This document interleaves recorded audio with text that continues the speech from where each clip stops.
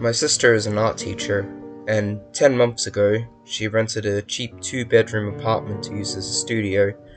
She never actually lived there, she just used it as a place where she could paint and store her art supplies. When I left college, I started a new job in the city.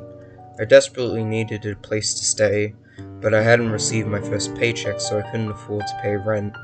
Luckily enough, my sister offered to let me stay in her apartment until I got on my feet.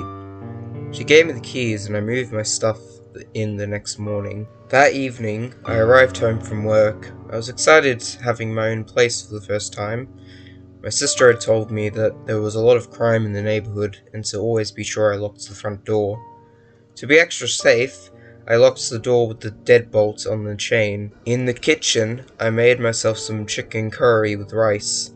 Then I read some comics until it was time for bed. I checked the door and gas and went to sleep. I woke up in the middle of the night. It must have been around 2 or 3 in the morning, and I heard the sound of someone unlocking the deadbolt on the front door. Must be my sister coming to paint, I thought to myself. I heard her go into the room next door to my bedroom. That was the room she used as a studio. I'd been in there earlier, and it was empty except for some canvases and paints.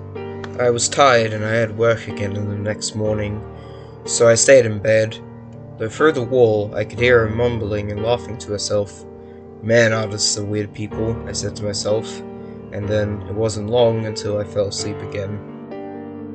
When I woke up the next morning, my sister was gone, and I was alone in the apartment. I got out of bed, showered, and dressed myself. I quickly poured myself a bowl of cornflakes and ate it hungrily.